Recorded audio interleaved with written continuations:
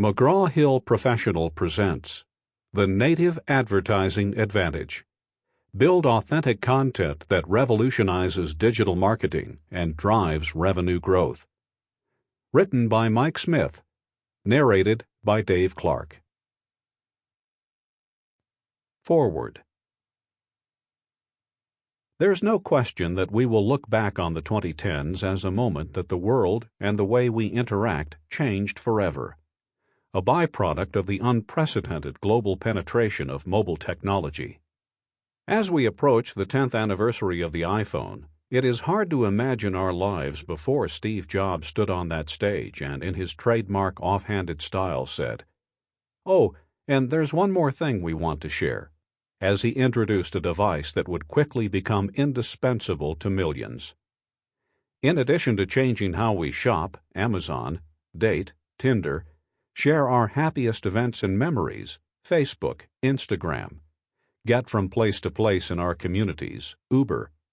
The rapid rise of smartphone ownership has also changed human behavior, effectively rewiring our brains. It's a lot like Pavlov's dogs, a case of classical conditioning. The relationship we have with our mobile devices is, in many cases, an addictive one. 83% of millennials sleep with phones within reach. In one study of young adults, 29% of respondents said they would rather give up sex for 3 months instead of exchanging their smartphone for a dumb phone for a single week. In increasing numbers, young people don't go to movie theaters as the thought of sitting in a darkened room for 90 minutes causes anxiety and FOMO, fear of missing out.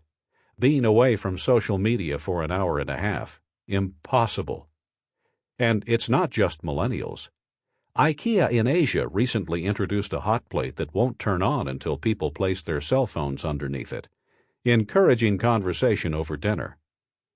The smartphone addiction knows no age limits. Along with everything else, mobile devices are reshaping advertising. Apple and Samsung aside, the world's marketers didn't invent cell phone addiction, but it is now their job to form-fit their advertising and communications around all changes in consumer behavior.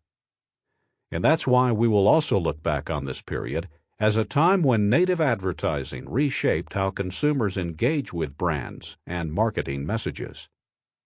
As Mike Smith points out, native advertising has effectively been around for decades.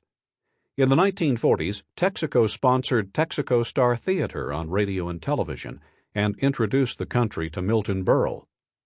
Newspapers have produced and published sponsored supplements for years, and magazines have long created advertorials, one of the worst names ever in my opinion. Until recently, native advertising was practiced only by a handful of media outlets. There were a relatively small number of television network owners, ditto for a finite number of newspapers and magazines. These sectors had high barriers to entry around their businesses. Their form factor, over-the-air television signals, large printing presses for newspapers, glossy paper and slick design for magazines, limited the number of brand players, as well as innovation and evolution of the medium. Smartphones level the playing field.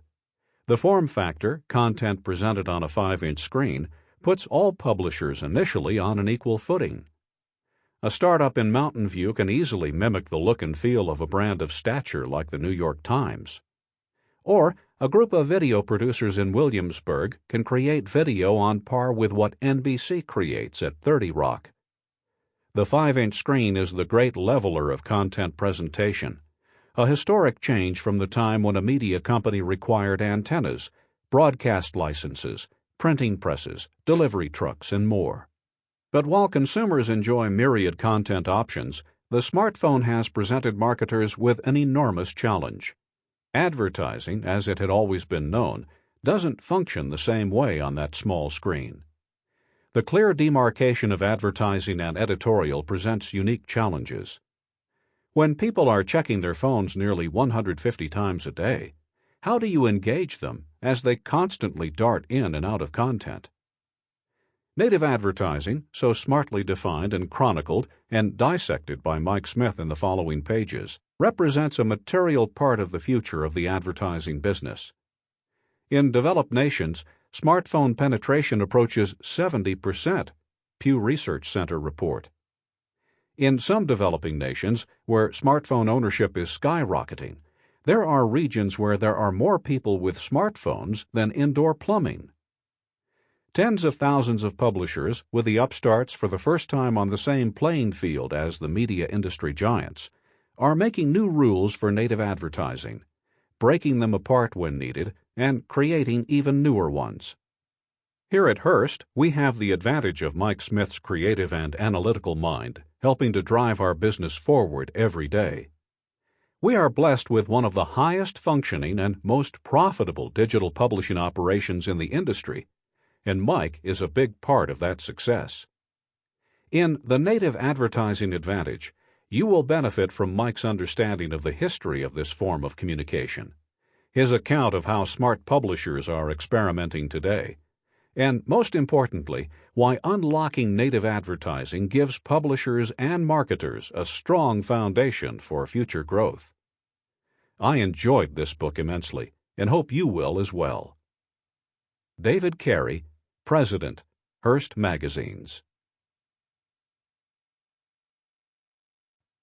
Introduction. Have you ever clicked on one of those online articles that just seem to grab your attention while you're doing something else on your computer, tablet, or smartphone? For example, I was conducting research online when I read the headline, "What's Your Marketing Doing?" with a picture of two men in shirts and ties staring at a computer screen, seemingly in awe. When I clicked on it, I watched a 1-minute video showing what was mesmerizing these execs. Clicks on their website were up dramatically, which led them to make a quick series of decisions to ramp up purchasing, production, and shipping. I need more trucks, more shipping containers, more trees. It turns out the product is encyclopedias. That's right, old-fashioned, bulky print encyclopedias, which you can't even donate to Goodwill anymore, literally, because there's no market and no buyers for them, not even for pennies. At the end of the video, we see a baby with a tablet computer pressing Buy Now on the company's webpage over and over and over. Cute baby. Clever video, especially since the company that created it found a new way to induce me to watch it. Of course, the real punchline is from the video's creator, Adobe, which again asks the title question, "Do you know what your marketing is doing? We can help." This promoted video, positioned seamlessly within the editorial content of an online publication, is an example of native advertising, a new way for companies to get your attention, with advertising that doesn't look like advertising. Native advertising is information provided not by objective journalists, but by savvy marketers. These ads go native by blending in with their surrounding editorial content, thus blurring the traditional church-state divide of editorial versus advertising, which is what makes native advertising so effective. According to the Harvard Business Review, 70% of people say they'd rather learn about products through content rather than through traditional advertising. Moreover, it's not only social media sites like Facebook and Twitter or even BuzzFeed that feature native advertising. Serious mainstream publications like the New York Times and the Washington Post are embracing native advertising as the newest form of digital revenue. As an executive in digital media at Hearst, which publishes such well-known magazines as Cosmopolitan, Esquire, and Good Housekeeping, and many more, I see daily how native advertising is making serious inroads into how advertisers advertise. At the same time, many people in the media industry, even those in marketing, advertising, and communications, don't really know what precisely native advertising is. Ad Age explored this dilemma with an article entitled, "Is it content or is it advertising?" which contends that content marketing, a category related to native advertising, comprises anywhere from $26.5 billion to $313 billion worldwide, depending on what's considered content marketing. The U.S. market comprised more than $67 billion in 2014, which is enormous when you consider that the U.S. TV market is around $70 billion. Despite these huge numbers, the article's main focus elaborates on a quote from Procter & Gamble's global brand officer that the term content marketing is overused and underdefined. While I was publishing my last book about the paradigm shift in digital advertising technology called Targeted, How Technology is Revolutionizing Advertising and the Way Companies Reach Consumers, another paradigm shift in digital advertising was also occurring called native advertising. Native advertising is a complex, controversial topic, yet it's still in its infancy, and publishers are still figuring out how best to handle it. The government is now paying attention because it's concerned that consumers are being deceived by unsavory marketing practices that publishers are complicit in. Because of all the issues surrounding native advertising, I saw a need for a comprehensive book about it, from an insider's perspective, which I knew I could provide. While there are how-to books on the topic, that's not what my book is. The native advertising advantage isn't about how to develop or sell a native advertising program. Instead, this book describes the growth of native advertising and the implications, actual and potential, of adopting it. My rationale for writing this book, which followed the same approach I'd taken in Targeted, is to chronicle the innovations and the innovators who have developed and advanced the marketplace for native advertising and branded content. I'm fascinated by how native advertising is developing. I'm an industry insider, and I wrote this book because I believe it needed to be written. I couldn't find anything out there that explores native advertising in an accessible way. Native advertising is complicated, and if I can do a good job of untangling the complexity and explaining it with clarity, that helps everybody. That's my goal with this book. This book will, I hope, eliminate the confusion over all the new terminology. First, by delineating the difference between content marketing and native advertising. Then, by defining what native advertising is, how it works, how it's used, the ethics and legality of it, and how effective it is.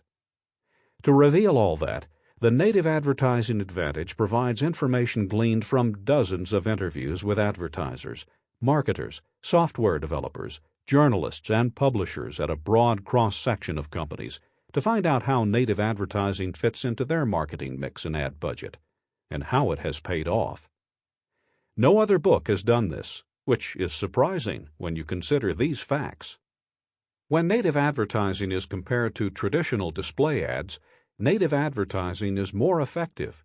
25% more consumers looked at sponsored, branded articles than display ad units. By 2021, native display ad revenue in the United States, which includes native in-feed ads on publisher properties and social platforms, will make up 74% of total U.S. display ad revenue, up from a 56% share in 2016. Native advertising spending in the United States is expected to increase from $1.3 billion in 2013 to $9.4 billion in 2018. 40% of publishers expect native advertising to drive a quarter or more of their digital revenue. 73% of 2,000 marketers surveyed were either completely unfamiliar or hardly familiar with native advertising, and only 3% claimed to be very knowledgeable. This book will provide an in-depth analysis of this latest trend in advertising. However, you don't have to read the native advertising advantage sequentially if you don't want to. The chapters are fairly standalone, so if you feel, say, that you know, without the slightest doubt, what native advertising is, you might decide to skip Chapter 1. Or, if you're eager to find out what the best practices in the industry are, it's okay to turn immediately to Chapter 8. That said, there is useful information and insights in every chapter, but feel free to dip into whichever topic grabs your interest first. On the other hand, if you want to learn as much as you possibly can about native advertising, I suggest you start at the beginning to get a clear definition, from a variety of people interviewed for this book, of what native advertising is, and how it works. Let's take a look. Chapter 1. What is native advertising? The first order of business in this book is to describe what native advertising is and what it isn't. This is critical because there's still considerable confusion regarding terminology. Native advertising is primarily thought of in digital form, though it's also seen in traditional print magazines and newspapers, and even on TV. But online is where it's used most often. In the earlier days of print journalism, which was not so long ago, because the world is changing at a furious pace, there was a Chinese wall between the editorial side of journalism and the advertising side. What that meant was that the journalists who were writing for the publication, whether it was a newspaper, magazine, or any other type of daily, weekly, monthly, or any other periodical publication, wrote articles about their subjects, while separately salespeople sold advertising in those publications. The idea behind the Chinese wall was that never the twain should meet. In other words, if there was a scandal brewing at XYZ Company and a journalist at the Daily was writing about it, the fact that XYZ had bought a full-page ad from the Daily shouldn't affect what the journalist wrote about that scandal. That Chinese wall still exists, but native advertising has made it harder to see. That's not just my opinion, though. Take a look at some of the definitions I heard while researching this book. Native advertising is basically content that is made to seem as though it is written by a journalist, but is not. It is written by a marketer or an advertiser and is displayed on a website as though it were, in fact, an editorial or a story. Some people think native advertising means advertorials. Other people think it starts with advertorials, but it has a much wider range. Any ad that fits into the form and function of an application is a native ad. The definition of native itself is so nebulous. It's not only sponsored content. Facebook, Twitter, Medium, Spotify, and many other online media companies have figured out a way to include a brand message as a part of the content experience. And that experience is not always a sponsored content experience. In some ways, I don't even know what native advertising is, and in other ways, it's a very old-school idea. This person felt that native ads were just the latest version of old-fashioned advertorials, or MAT features, articles written by PR folks to fit the dimensions of the newspapers the PR folks were targeting for those articles. In that way, the newspaper editors could simply insert those features without having to edit or crop them in any way. The execution is new, but frankly, a lot of my experiences as a consumer of native advertising have been very frustrating. We define native as anything that looks and feels like it's a part of the page. It doesn't sit off to the side like a little billboard, like banner ads do. I could list more, but you get the idea. Everyone interviewed for this book had a definition of native advertising, but those definitions varied a lot. Some people credit Fred Wilson for the first use of the term native in the context of advertising in a speech he gave at an online media, marketing, and advertising conference. Wilson co-founded Union Square Ventures, a New York City-based venture capital firm that has invested in Twitter, Tumblr, Foursquare, and Kickstarter, among others. Wilson said something to the effect of, "Companies are building their monetization strategies in a way that's native to their platform." Wilson didn't specifically use the term native advertising. Dan Greenberg, founder and CEO of ShareThrough, is generally credited with evangelizing the concept. When interviewed for this book, Greenberg said, "For years, the way we described our company had been a mouthful. Technology that powers non-interruptive, content-driven, integrated, respectful choice-based ads that fit in." When I heard Fred say the word native, I emailed our executive staff that day and told them native advertising is the phrase we've been looking for. The next day, we aligned everything we did around the concept of native advertising. We bought the domain name nativeadvertising.com, and our team has been publishing content there for years. Greenberg went on to say that Sharethrough and BuzzFeed were the major players back in the early days of native.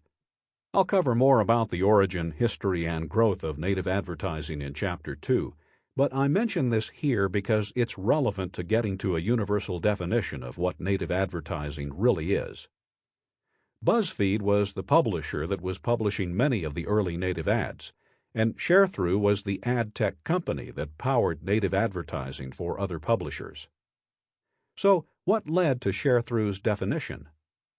Greenberg explained, native advertising does not just mean sponsored, promoted posts, though in 2013-2014 that's what people thought. Our original definition of native advertising was a form of paid media that follows the form and function of the site or user experience that it lives within. I've been saying that phrase for years now, and was happy to see the Interactive Advertising Bureau adopt that as the guiding principle in the official native advertising guidelines that they published in 2013. In case you're wondering what the difference is between native advertising and sponsored posts, here's an explanation that should make things a bit clearer.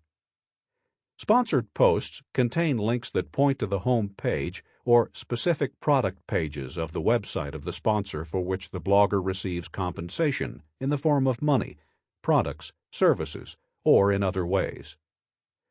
Once I had at least something basic to go on, I wanted to know more.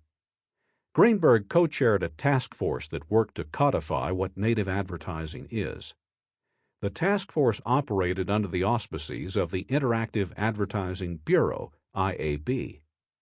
So even before interviewing Greenberg for this book, I looked at the work the IAB did on the subject. First, a little background. The IAB was founded in 1996 as a trade industry association that currently comprises more than 650 media and technology companies that sell most of the online advertising in the United States. 86% to be specific, according to the IAB website. In 2013, the IAB convened the task force that Greenberg was part of to clarify what native advertising is and to provide some guidelines on how native ads should be presented and disclosed. FYI, we'll address disclosure guidelines further in Chapter 4, which covers ethics and legal issues as well as more regulated guidelines from the FTC, the United States Federal Trade Commission. The IAB task force included more than 100 companies.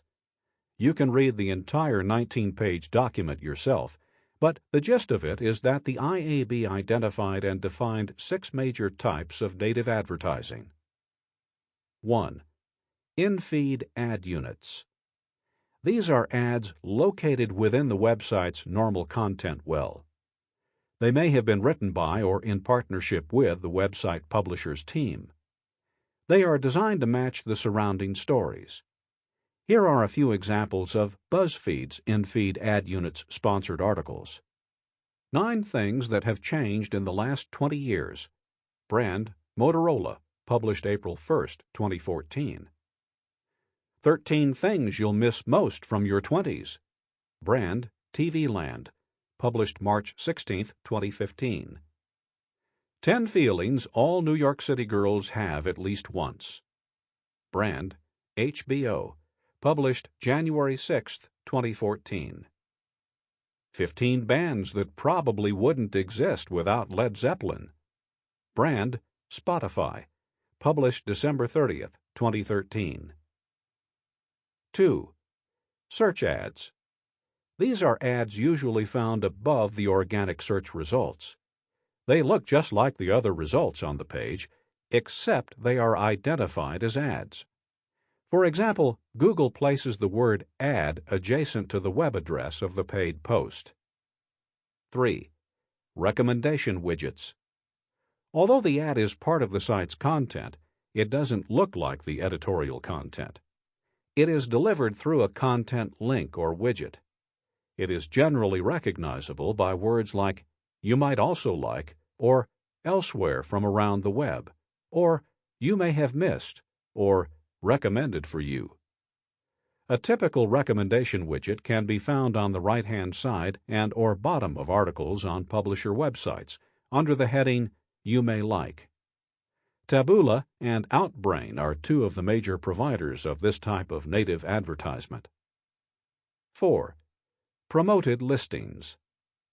Websites that carry these ads are typically not content-based. Usually they are e-commerce sites. Promoted listings appear identical to the products or services offered on that site. Amazon, for example, labels its promoted listings as sponsored products related to this item. They may appear on Amazon search results, related product detail pages, or elsewhere on the site. Shoppers click through to product pages where they can find information about and buy those products. 5. In-ad IAB standard. This is an ad in a standard IAB container. For example, 300 by 250 or 300 by 600 pixel banners and other display ads that contains contextually relevant content, information related to the content on that page within the ad, links to an off-site page, has been sold with a guaranteed placement, and is measured on brand metrics, interaction, and brand lift. For example, an ad promoting Target on allrecipes.com might alert viewers that all the ingredients can be found at their neighborhood store. 6. Custom, can't be contained. These are native ads that don't fit in the other categories because they are designed specifically for the particular platform on which they appear. Examples include Spotify and Pandora's sponsored playlists, as well as Flipboard's signature native ads. The IAB Task Force provides a framework for evaluating whether something conforms to one of these 6 categories. And it provides examples from a variety of websites, including, of course, Facebook, Google, YouTube, Twitter, LinkedIn, BuzzFeed, The Huffington Post, Instagram, Amazon, and others. My favorite comment in the entire report is in the introduction. What is native advertising? Is a question that the industry has almost frantically been looking to answer since the term was first coined. The report's most telling point is that, to a large extent, native is in the eye of the beholder, with the caveat that, depending on where one sits in the ecosystem and the strategic and media objectives of the marketer. It does, however, offer a definition. Paid ads that are so cohesive with the page content, assimilated into the design, and consistent with the platform behavior that the viewer simply feels that they belong. However, I'm still not sure that definition suffices. What's the difference between native advertising and sponsored posts? As mentioned, Dan Greenberg of Sharethrough was one of the people who worked with Susan Borst, Senior Director of Industry Initiatives for the IAB, and others at the IAB on the organization's white paper that describes what native advertising is. As he put it, I was happy to see the industry come together and put a flag in the ground around what is and what is not native. Greenberg and his co-founder Rob Fan started Sharethrough in 2008 with the premise that ads should fit in. The team looked at a variety of advertisements that were appearing on different sites and recognized that the highest performing ads were the ones that fit in naturally. Early native ad formats included promoted videos on YouTube, promoted tweets on Twitter, and in-feed ads on Facebook, among other types. Greenberg believes Sharethrough was the first company to tie all the various types of ads together because, as he put it, we realized that these weren't 10 different disparate ad strategies, but in fact a theme had emerged, which was that all these ad formats are native to the platform that they live on. In the end, Greenberg believes that while there may be differences among the 6 types of native ads, they share the same basic characteristics. It's one format, one form of native ad. Thus, only ads that are presented in media formats and are bought and sold as media and fit the form and function of the site or user experience and are created by the publisher site can be considered native ads. Greenberg says a promoted tweet, a Twitter post advertising a third party's product or service, or a promoted playlist on Spotify are, in fact, native ads, because they match the form and function of the sites, and advertisers pay to promote them. Similarly, an in-feed ad that clicks to a video is native and not a sponsored post. According to Greenberg, a sponsored Sample complete. Ready to continue?